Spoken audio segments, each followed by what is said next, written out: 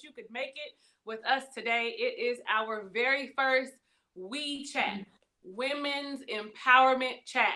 Like, I feel like I'm always empowering women to be their best selves, in love, life, relationships, everything, just be your best self. And I figured, well, why not make Sundays about women and empowering us as we chat? You guys, I was having a problem trying to figure out what we were going to call Sundays, because Sunday chit chat just didn't feel like enough to me. Now, I'm not excluding men, so my fellas, the ones that like to come in and look and provide their opinion, we welcome them, because we need to hear a male's point of view as well.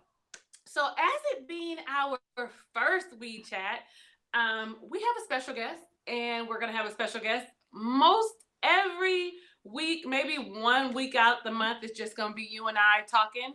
But I want you to know, you should be familiar with her. She was with us last year for Girlfriend Chat with E. Michelle and I, and I hope you remember it was a very spicy chat. She is very free in her speech, in who she is. I look at her as someone very inspirational. I mean, I put everything down below in the description box, but you will know her, and she is the one and only Keisean Raines, and I'm so happy that she is here and she is with us today, because, honey, we about to get all into some good stuff. We're about to be talking about authenticity. Hey, Keisean, girl. Hi, how are you? Thank you so much for having me back again. The conversation is funny because sometimes I've gone back to like watch the video from last year or listen to the conversation, and it's still like, I did say that. Okay, well, good. Glad I'm just out there just speaking my truth and hopefully inspiring other people to do the same. But I'm glad to be here. You always create a really safe space for conversation.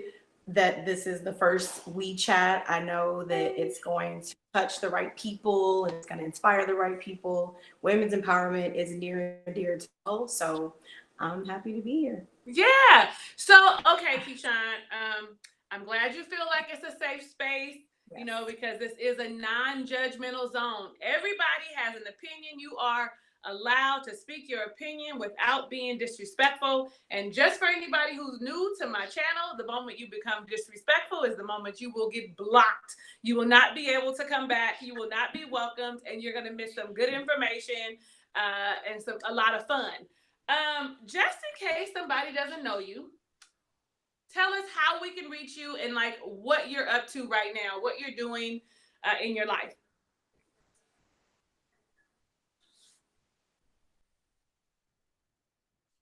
As you said, I am a yoga teacher, meditation, lifestyle coach, and just a firm believer in freedom of self, freedom of opinion, freedom of voice.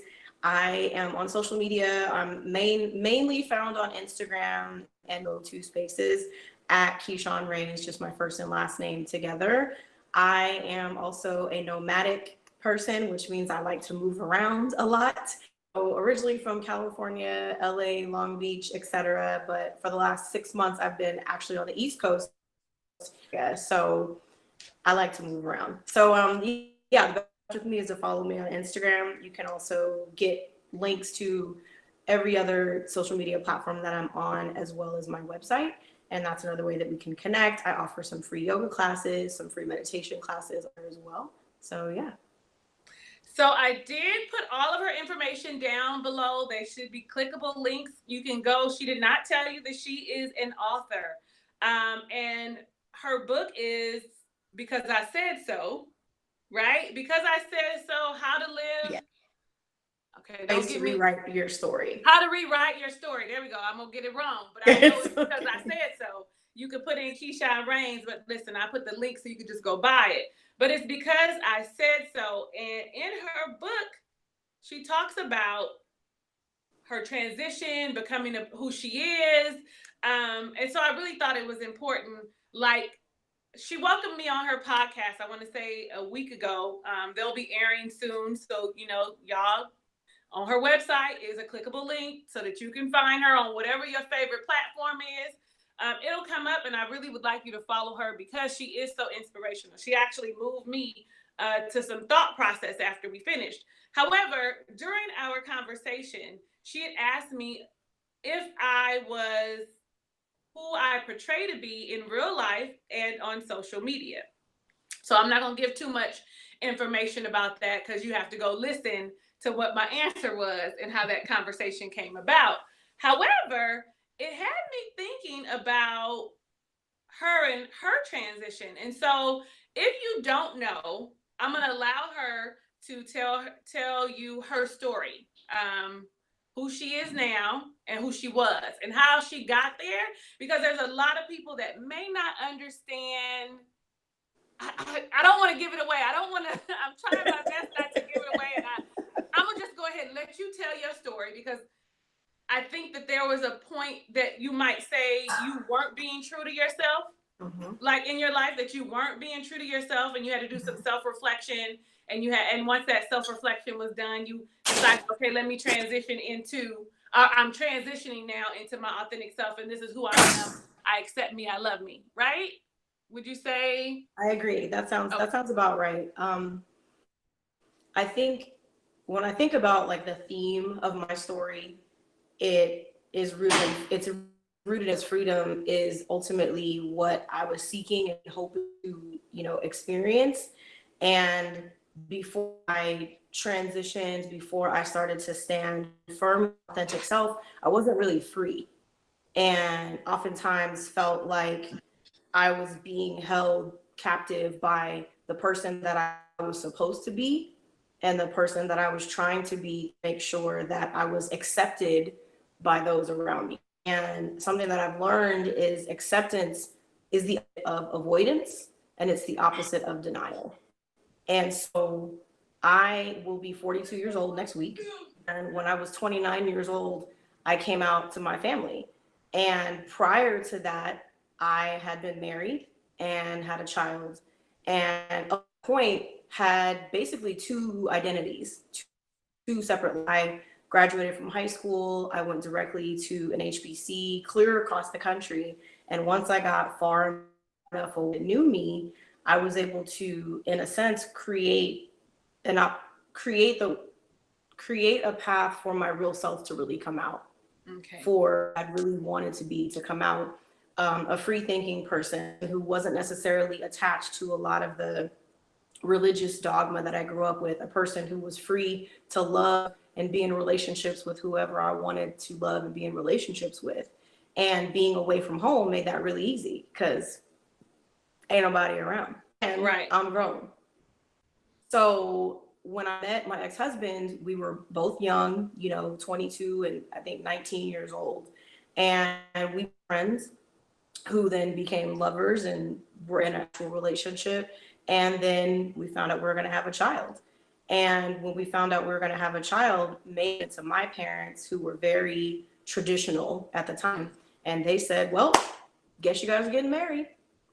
And that wasn't the best thing at that time because I was already in the process of starting to really live completely out and live completely authentically. So the idea of being a heterosexual marriage was the complete opposite of what I really intended for my life at that time. However, I went along with it because that's what my family wanted. That's what they asked for. That's what they said they needed. That's what I thought I needed in order to continue to be accepted by them. And so I made the sacrifice of giving up my authentic self in exchange for acceptance, which was a very difficult process because it required me, again, to live these two different people, to be these two different Keiseans, so to speak. And I got to a point where my son was about to turn 3. And, you have kids, you're coming to the world with their own little personality, their own little ideas. And I started to see him coming into his own. And I looked at myself and was like, he's braver than I am. Right. He's more courageous than I am. Why am I still hiding and pretending to be this person that I'm not? And shortly after that is when I came out to my family. That's first, and started to live as my whole and complete self. Over time, as I continued to mature and continue to become more self-aware, I started to become stronger, more confident, more outspoken, and I become more free. So the transition, living for the acceptance of others, for the acceptance of self is really what my story looks like to me. And you know, I'm so glad, see, because I just wanted to give it all away, trying to bring us in. And let me just say, y'all, we've got noise in the back room. One, because I got these two heathens that are my children that know I'm live and I'm recording, and they playing and laughing and got stuff going on. And then I'm in a public space as well, so it's got, you know, just right. So just stay with us. So you know, any noise you hear, just use your blocking. You know, I don't know if you're a parent, but moms, we know how to block out excess noise. So I want y'all to try and do that with us. So I was saying, I'm so glad because you brought it to my attention. I forgot that we're in June and it is still Pride Month, though I see it everywhere. Videos and posts and on your Snapchat, if you do the filters, it slipped my mind. And so I was so glad that this was a conversation that we could have. And so I'm going to ask you, right.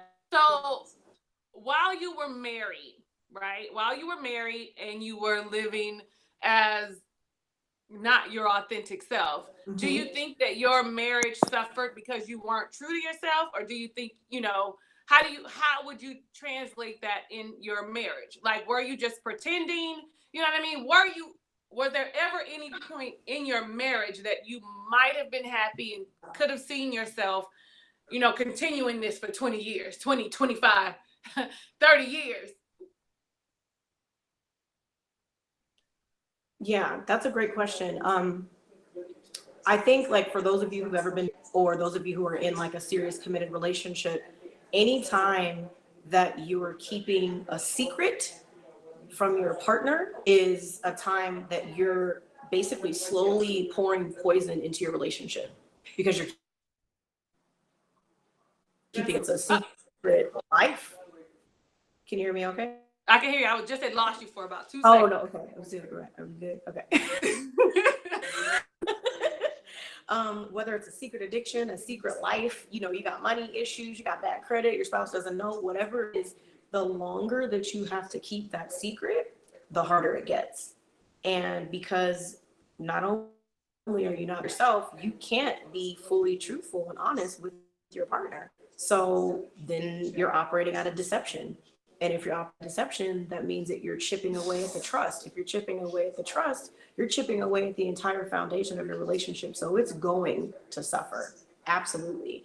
And my experience was no different. It definitely suffered. And times when, because we had a shotgun after we had a baby, I really struggled to choose myself over the marriage, because I knew that I wasn't going to be able to make it 5, 10, 15, 25 years, or even 17. So my son was an adult, and then say, okay, right. We done. Finish line, checkered flag, wave, and do the shit. I stayed in for as long as I could, which that was me at the breaking point where the water to rise, and I'm like drowning in this marriage at that point. So, okay. So, and I only ask that, and it's just not in relationships where you would be poisoning yourself. I think that was a good analogy. You pouring poison or toxins into your relationship, which is dangerous, which is unhealthy. But at the same time, you're also putting poisons in your own mind, your own spirit, stifling who you are because you're afraid of what someone else may think or how they're going to receive you in any manner. So if you are, I don't know, mousy or submissive and are afraid of what somebody's going to say when you open your mouth and speak your truth, and it doesn't necessarily have to be the same as yours or mine, right? They are also poisoning themselves. They're still, neglecting who they are, sacrificing who they are for someone else. Now, somebody watching in the future right now may feel like that's selfish. Like, oh, you're being selfish. Oh, you're not thinking about for you, your son, or how it may have affected your ex, or any of that. Somebody might be saying, well, you know, that's what self-sacrifice is about. We sacrifice ourselves for the benefit of others, for the greatness of others. So if somebody came to you and said, well, that was selfish, Keisean, you know what, you should have thought about your son and how it was going to affect him in the future, that, you know, oh, his mother is now, you know, free sexually to do whatever she wants to do, whether it be a man or a woman or whomever you choose. That's horrible. What kind of example are you showing for your child? Because I'm sure there's somebody who feels like I can't be me because of my children or because of my husband or because of whatever. So why are you being so selfish? How come? Why were you so selfish? How about that? That's the question. That's the question. I think you touched on a couple things. I think that the idea of compromise versus sacrifice is something that a lot of people very misunderstood about, because at no point should you sacrifice yourself for anybody. I'm not Jesus. I ain't putting myself on the cross. I'm not trying to, that's not who I am. Say that. Not sacrifice for anybody. That's not going to happen. You know, in extremes, like somebody's coming for my son. Yeah, I'm going to step in front and protect him. But I'm also choosing in that moment, like, okay, this is an ultimate advice. This is not me saying I'm choosing myself. Who cares what his experience is? I was determined to make sure that I was setting an example of being authentic. That's why when he got to a certain age and I started to see some of his quality showing up, I was thinking at the time, how can I give him the instruction to be yourself and be who you are and be authentic, and I'm over here living a lie? How can I do that? Mm-hmm. Choosing to compromise the time that he could be with me, the time he got to be with his dad, because we're divorced. It took me making the compromise of, you know, marriage and what that life looked like, and deciding that it would be better for me to eliminate that marriage but maintain the relationship with my son, because I would still be here. Because something that often, depending on how big of a secret or depending on how big of a life you're living, it starts to eat away at you and can lead to detrimental mental illness, depression, anxiety, etc. So the idea of keeping myself in a marriage that was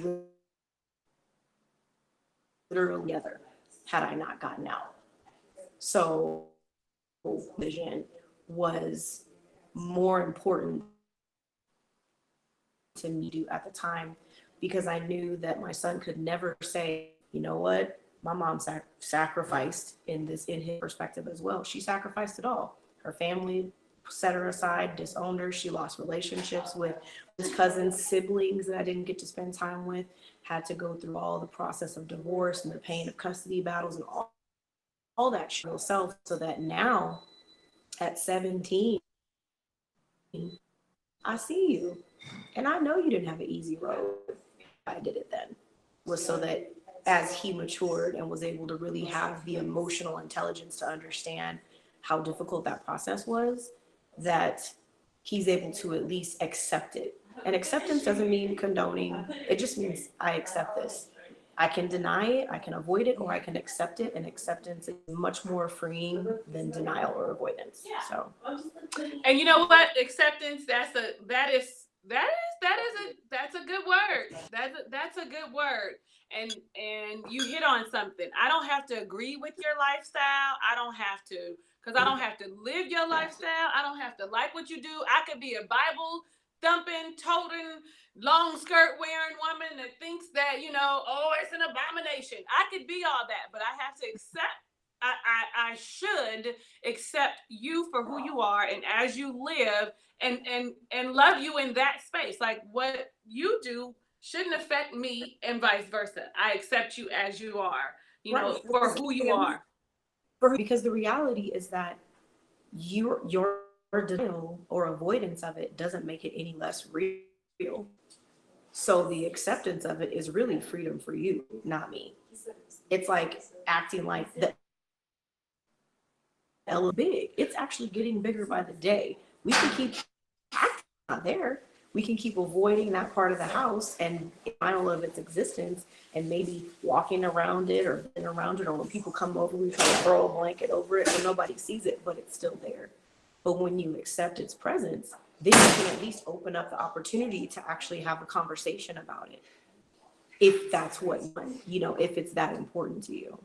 Yeah, I'm only looking over because I'm just trying to make sure that we are still connected. Are we still okay? We still okay? Yeah, so yeah, that's why anytime you see me looking to the side, it's because I'm checking. It's cool. You're making sure everything. I just imagine you have like a bunch of monitors up in front of you. You know what? That might not be a bad idea to put a couple monitors. Like, okay, yeah, not gonna happen.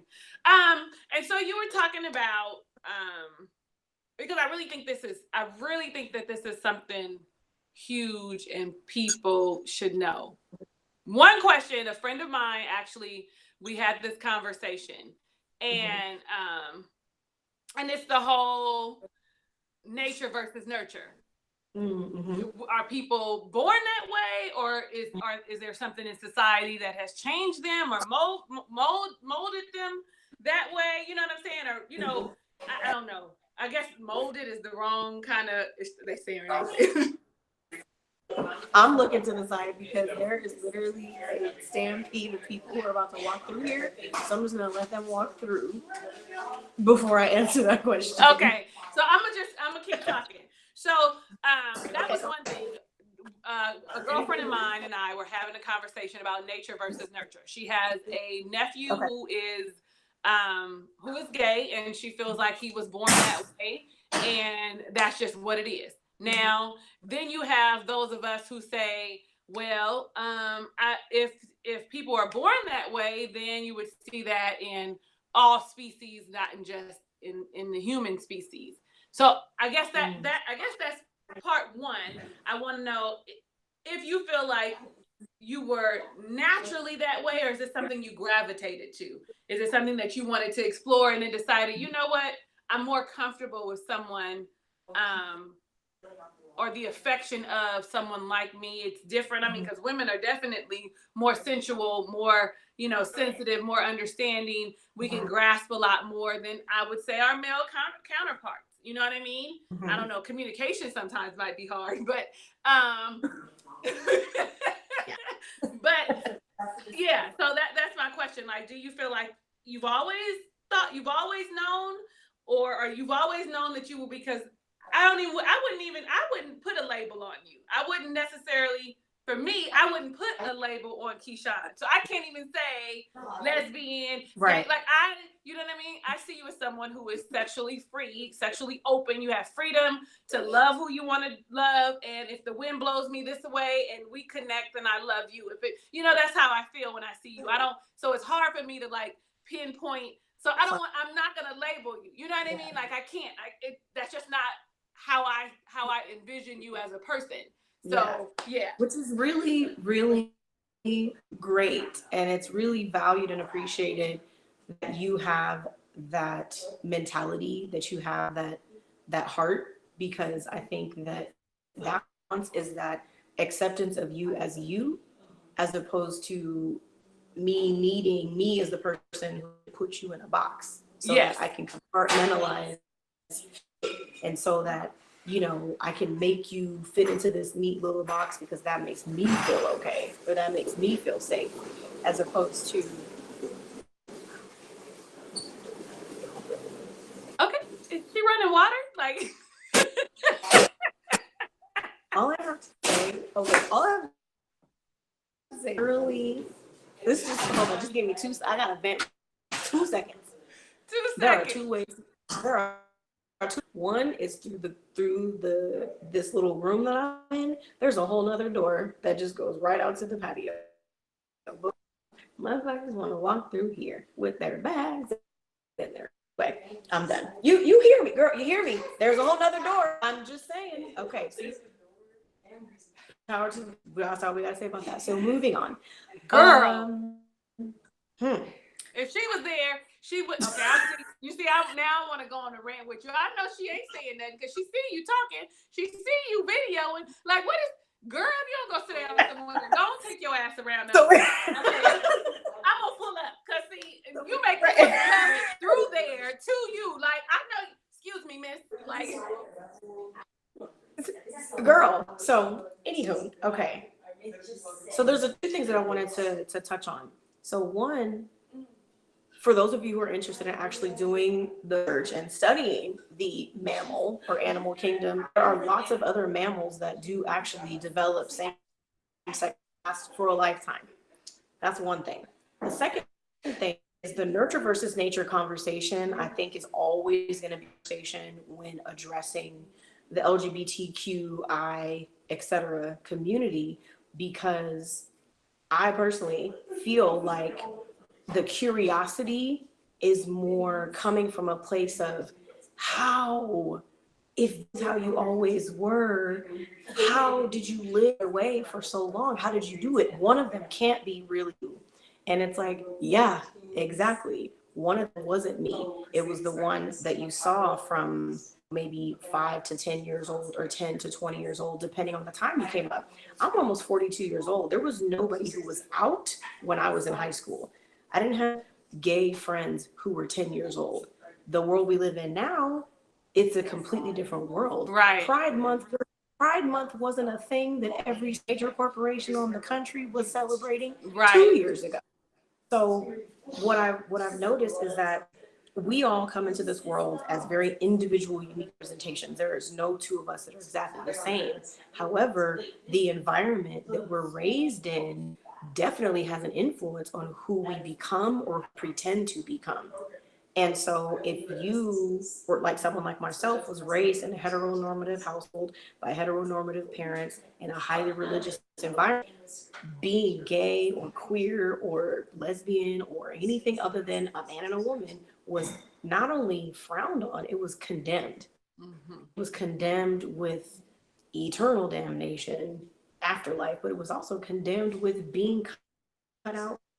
So the idea of allowing my real self, not even just my real self as far as like who I want to love, but how I wanted to dress, Yeah. how I wanted to do my hair, who I wanted to be friends with, what kind of music I wanted to listen to.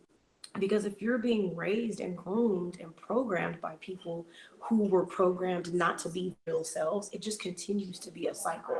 And that was one I had to put an end to, was this cycle of not living authentically, of not, being your real self. And so what I noticed is, some people will say, like, if like a gay couple has children, oh, their kids are probably going to be gay.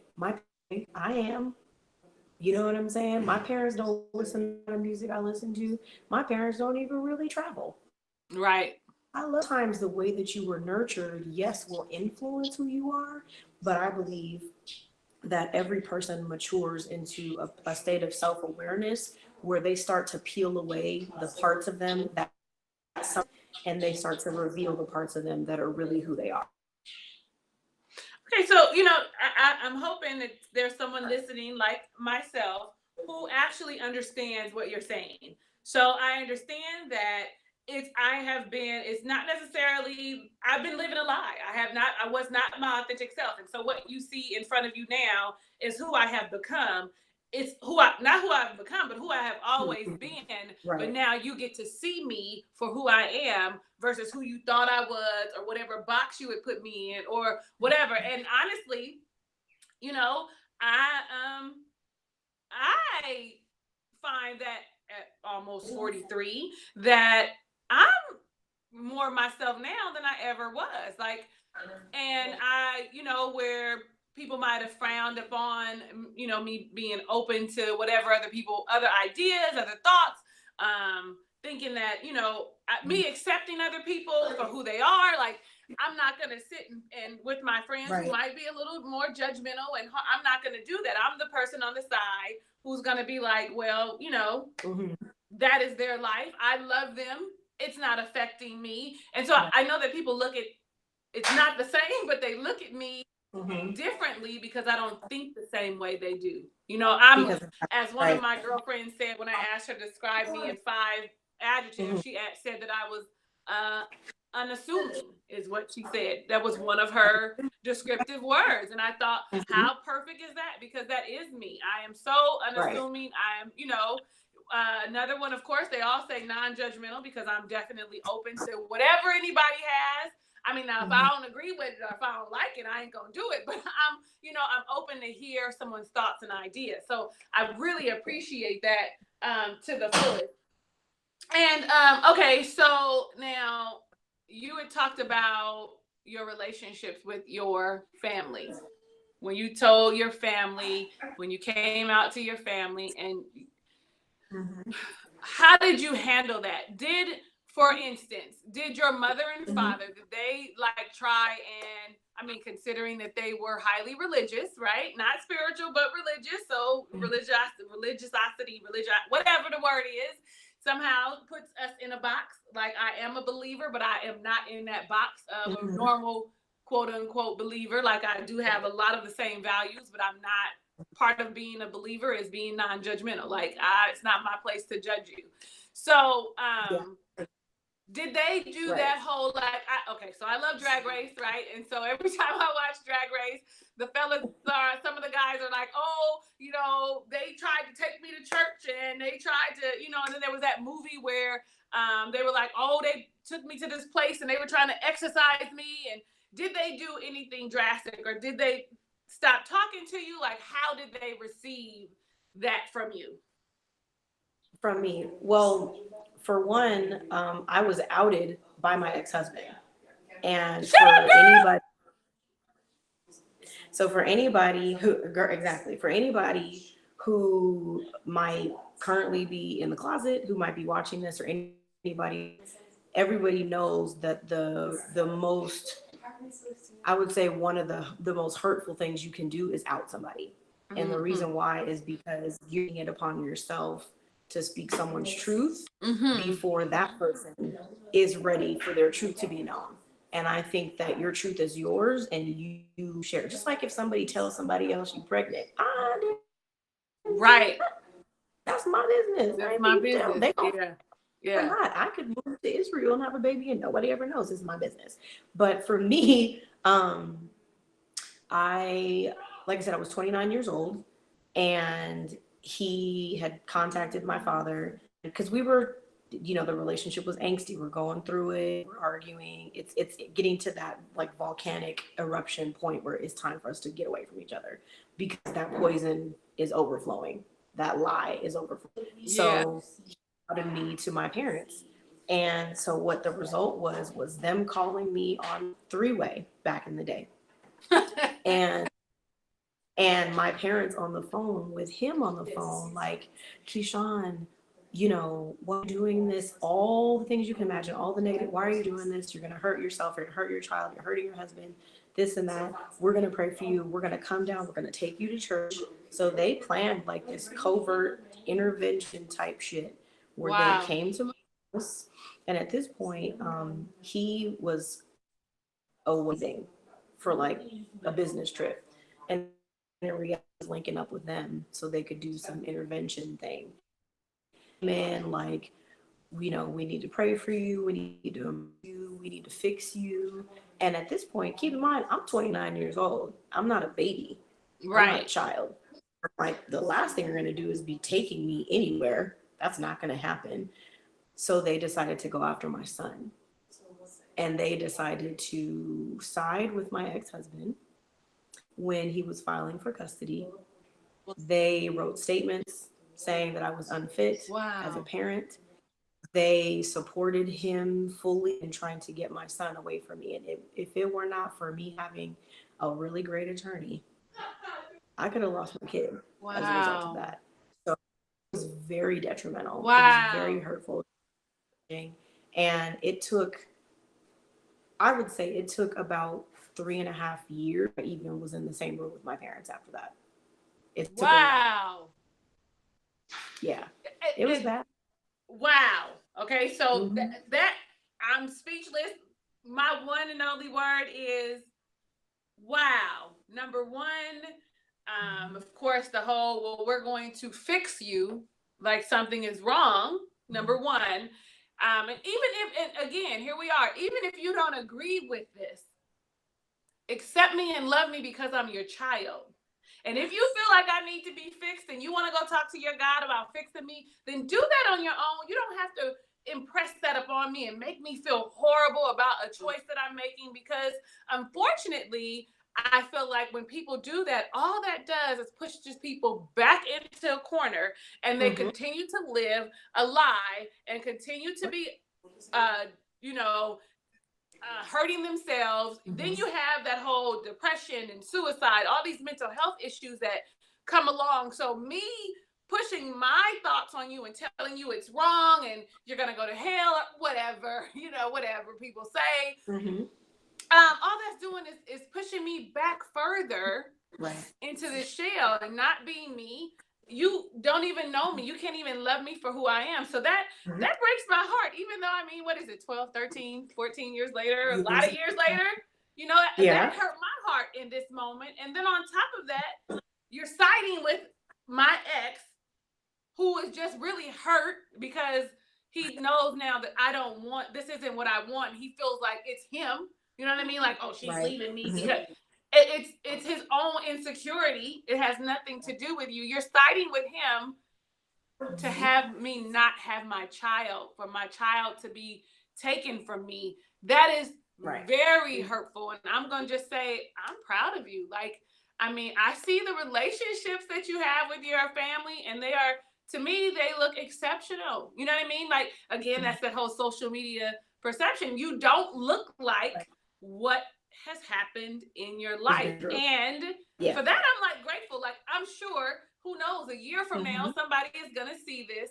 and they are going to say, oh, she went through this, and they'll probably reach out to you. Okay, I'm just speaking that out to the universe right now, just so that they can receive some type of holistic healing, etc. Now, I didn't run on a rant, but I'm glad I remember what my question was. My question is, how did your ex know? Like, did you tell him? Were you cheating? Were you, look at me, I'm so nosy now. If I'm being too nosy, girl, just tell me my own business. And this is where the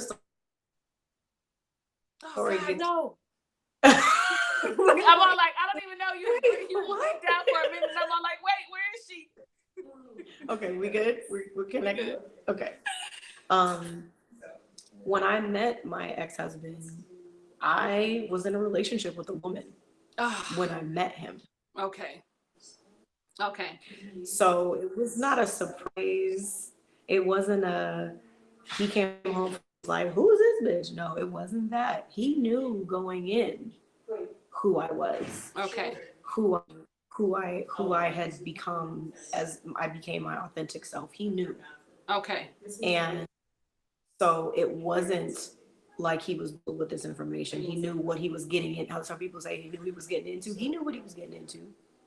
And he knew that was something, you know, we had an open relationship until we got married.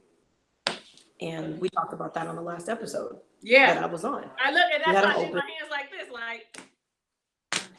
I mean, why you tripping? You knew what it was. So we had an open, you know, polyamorous relationship when we were dating before we became parents and before we got married. So I felt really betrayed when he outed me, because I felt like, well, wait a minute, like you already knew. This is not new information. But the way he presented himself to my family was as this victim. Okay. And like, it was coming from a place of hurt. It was coming from a place of insecurity. And truthfully, it was coming because he was not living as his authentic self. And I remember a therapist telling me it was coming from a place of envy. How dare you come out? You know, and your family treated you like shit and you didn't give up on life? No, I did not. I had to up from zero. And when everybody said it wasn't possible, I did it anyway. So I believe, even to this day, should he ever see this, that he's still operating in a little bit of envy because of the way that I get to live my life. I get to travel. I get to share my story openly with shame and actually provide healing opportunities for other people. I get to, stand on this platform and let this message of love and acceptance and forgiveness and freedom be the thing that people know me for. I get to create a legacy of being someone who's real and authentic. And there's a lot of people there who sit on that seat of judgment, but they're really sitting on a seat of envy because they wish they had the courage to do the same. Girl, you be just dropping these little nuggets every time we talk. Cause when you think about it, that whole judgment, you're right, it's envy. It equates, even if you think about like friendships that you have and people who you feel like are being judgmental, it's because they're envious that they can't live their truth, whatever that truth may be. And I love it because that's just like hurt people. That's the same thing. Like it's the same. I don't do something because I'm afraid. Like it's the same. It's all the same. Like that. Girl, go and drop some nuggets on us. Like I absolutely love that. So I'm gonna just this little door. Let me tell you, them they in there playing. I don't know what you call that when the bathroom is. There's a bathroom and then there's the two rooms. I don't know. It's got a name. Oh, like the Jack. Yeah, the Jack and Jill. There you go. Mm-hmm. So he didn't close his room and they playing 2K or something. Oh, okay. and the wind is pushing it open and I'm all like, okay. Oh, I do know. Yeah. Yeah. So here you are now, living your life, being true to yourself, feeling like, okay, I'm in a good space. I'm happy with who I am. It's a little hurtful that I have to go through these things with people that I love and that I thought loved me and would accept me for who I am. I'm in this space. I'm feeling good about myself. But did you ever, in a moment or so, just say to yourself, am I making the right decision? Or not even if you're making the right decision, but did you feel like, okay, so I'm here now, and now what? Now what do I do? Who am I now? Like, I know who I want to be. Who am I now? Like, okay, so I'm not Keisean the wife. Okay, a mother is part of who I am. I'm intelligent as Keisean. I'm still a sister. I'm still a daughter. But now I'm defining who I am. So was there ever a moment where you were like, okay, so now that I'm here, now what? What's next? How do I evolve to whatever it is I'm looking for? What? Like, has there ever been that moment for you where you just you needed to now figure out, really redefine who you were? Now that I have shed all this old skin and I don't care what you guys think, who am I now? What am I now? What am I doing? Where am I going? Where am I headed? What am I supposed to do? What is my purpose? Like, did you have that moment? And what was that pivotal moment for you? Yeah. Recently, I went this event here in DC. There's this artist named her, songwriter, poet, etc. And she did this little private set. And one of the pieces that she did was called "Who Am I Once the Healing Comes?" Who do I become once the healing has happened? Who do I become once I'm no longer living a lie? Who do I become once I become my? Because it's so foreign, especially if you're living inauthentically for so long. The idea of it is enough to keep you from ever coming out, to keep you from ever being your whole self, because there's so much certainty there. You know what I mean? We can find comfort in chaos. We can find comfort in confusion. People find comfort in abuse because it's familiar. But the idea of freedom and authenticity and wholeness is like, I don't know what that's like over there. I mean, people say it's cool, but I don't know. I don't know what that's like. So I think that I've gone through a couple stages of self-discovery, but I think that what that first came out, because of what was happening, because of everything that I lost in the process, it was lonely. I was afraid. I was confused. And my only concern was my son, which is why I fought tooth and nail to make sure that I didn't lose that relationship with him, because I felt like fuck all the rest of y'all. As long as I got my child, y'all can kick rocks. We'll be fine. So that's when I was, if I'm nothing else, I know for damn sure I'm a mother. So let me just do that really, really, really well. And a lot of, times that made relationships really challenging to date as a single parent. It made relationships challenging to just date openly as opposed to in little hidden corners and stuff like that, to come out, to be in, the LGBT community, to be out in those spaces, to be able to be, out at work. From California, so we're pretty liberal and accepting there, but I couldn't imagine being someplace else. So it was a very confusing time, but it was also very liberating. And some people always think this is an extreme comparison, but I always use this analogy, which is if someone has been incarcerated or in prison for 20 years of their life, or even 19 years of their life, when they first get out, when they first put those shackles, they're like, there's a bit of shock, because it's like, okay, so now what? But what this felt like was I'm the one who was keeping myself in bondage the whole time. So there was a process of me looking at myself, also being hard on myself. Why'd you wait so long? Why not sooner? Like having those kind of conversations with me. So it was a journey. And like I said, it was like you said, like 13 years ago. I just wrote so 2 years ago. That ain't a new story. So it took me that long to even put it in print, to even tell people, because I was worried about going through that whole coming out. It felt like I was going through it all over again. All over again. So yeah. So you had said something, and I always think to myself, and I think our very first podcast, you had asked me this, so I'm gonna wait and I'm gonna hold that. Okay. But would you do anything differently? Is there anything you look back on your life and you say, okay, if I had to do this again, would you do it differently, and why would you do it differently?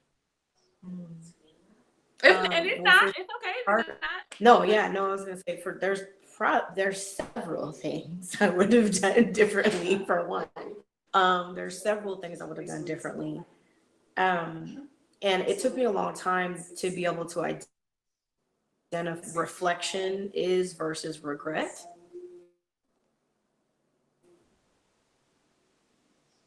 Looking back on my life and saying, should have done that differently, should have done that differently, should have done that differently.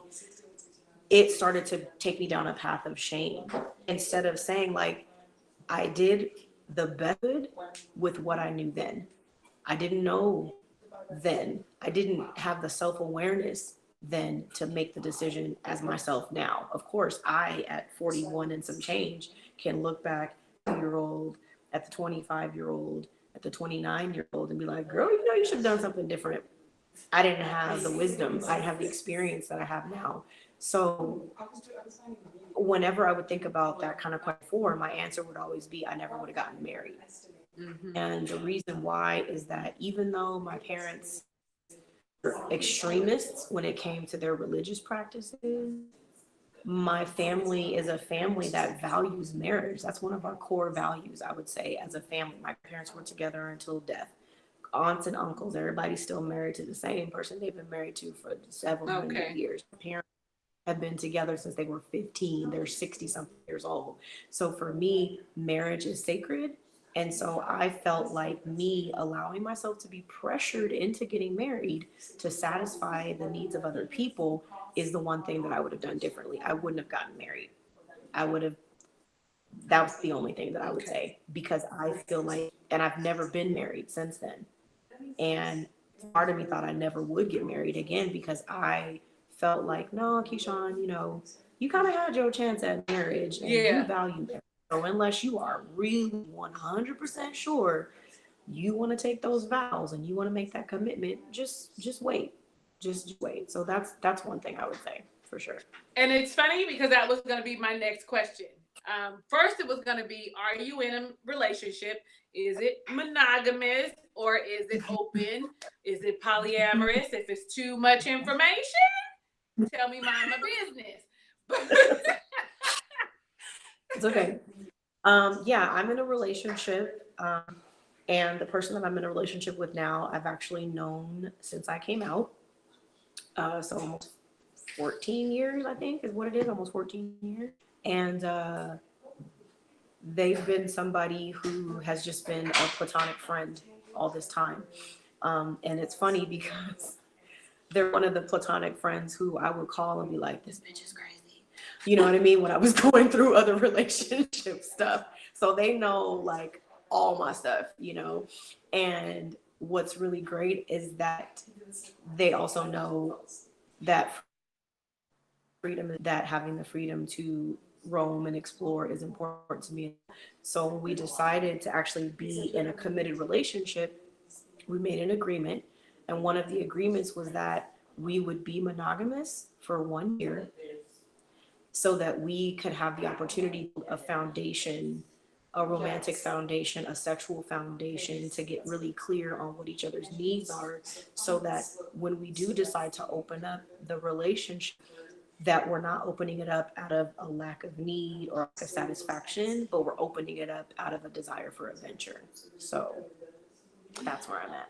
See, so then look, this is a look, and I'm looking at the clock going, well, damn, because now you got me wanting to talk about other stuff. Because okay, so let me get off my train, because my thoughts are always before me. So I was saying that I would have asked you, would you have ever gotten married again if the opportunity presents itself? Could you see yourself getting married again? Because I know for me, I used to be like, no, but now I'm more like, oh, maybe.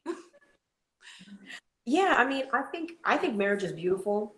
I, you know, I mean, I'm a romantic, you know, at heart. I believe in fairy tales and happy endings. And so I think that should a person, be it the person that I'm with now, should a person be delivered into my life that is able to accept me wholly and completely, and I to them, and we decide they want to have a lifelong partnership, and to be able to wrap that up in something as sacred as marriage, that happened, and I'm open to that. So like you said, there was a time when I was like, this is not me.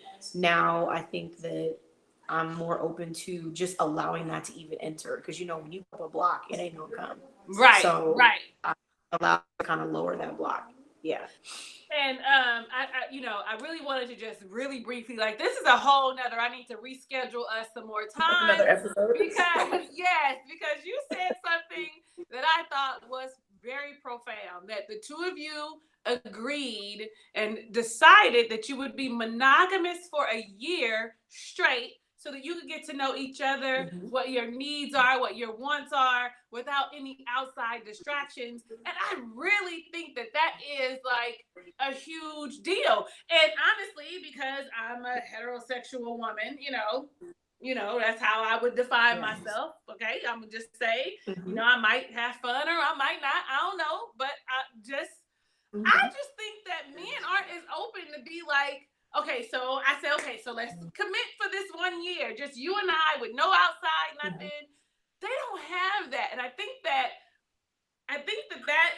is what happens and becomes appealing to people when they decide, I'm going to shed myself, because it's going to be somebody who's like-minded, who understands where I'm coming from, who knows what my emotions are, who knows that I might be all over the place, but also understands that I need these boundaries, or I need this structure, or we need to identify this away. And I feel like that communication piece, that right there, that whole 1 year monogamous, 1 year get to know each other. Girl, if I ever meet somebody, I'm gonna be like, so how you feel about, are we doing this? Is this committed? Like, I really I'm gonna have to write that down. I may be calling you talking about, well, what happened? Remember that time we were talking, and what was that thing? Because the way my mind is set up, I'm always all over the place. I am so grateful that you decided to join me today, and I really feel like this was very important to somebody. Someone 10, 15, 20, I don't know how many people this is going to affect them immensely, because they're going to understand that that it's okay to be yourself, and it's okay. It might be a struggle, but instead of sacrificing myself, instead of me being chaotic in a world that's peaceful because of my decision, I get to be peaceful and let them have whatever chaos that they want to have. You know what I'm saying? That's on you. That's on you. Because my son had asked me, Mom, I think it was the baby. Oh no, it was the big one. He asked me, okay, would you prefer inner peace and the world be chaotic, or be chaotic and the world have inner peace? I mean, and the world be peaceful. And you know, I gave my answer, but let me hear yours. I kind of know what I think you would say, but I gave my answer. It's easy. That was easy. Yeah.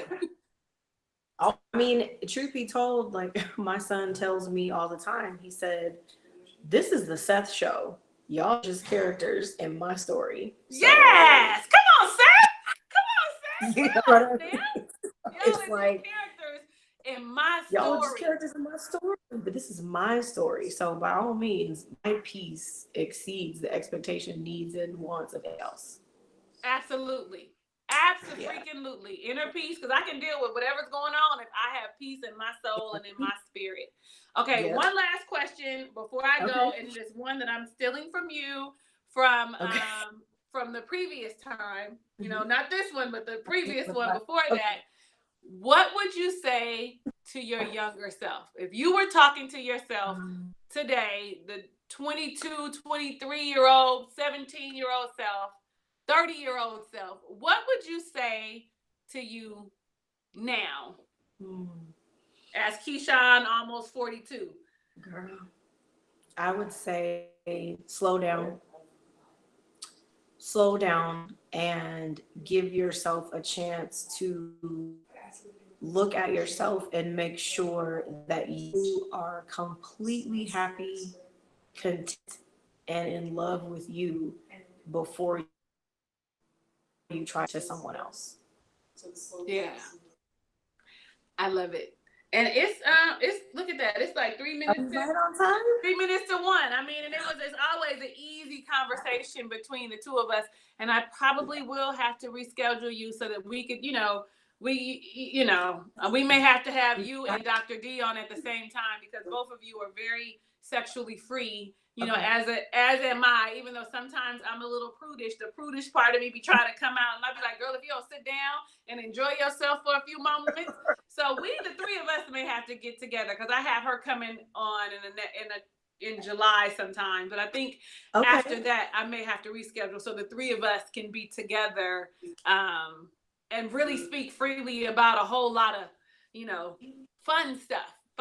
Stuff. I would love that. I would love that. And truthfully, I think that right now, having conversations, women having conversations, Black women having conversations about reclaiming ability, reclaiming our bodies, and reclaiming the way we show up in relationships, it's time.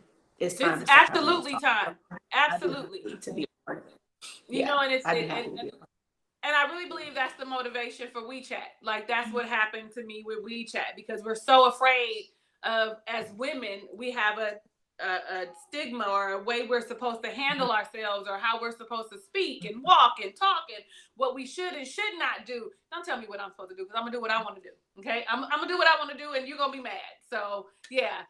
Okay, so if I will keep talking if I don't shut up. So again, I just really want to say thank you for joining me today. I know that there will be several people blessed, both men and women, by our conversation.